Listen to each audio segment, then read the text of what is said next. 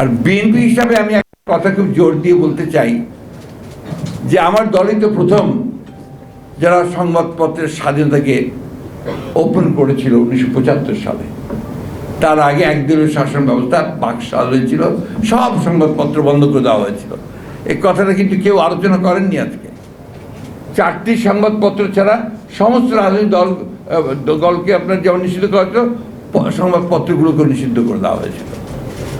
BNP এবং president Ziaur Rahman সাহেব যখন দায়িত্বে আসলেন, তিনি কিন্তু সংবাদ মাধ্যমগুলোকে চালু করেছেন, স্বাধীনতা দিয়েছেন।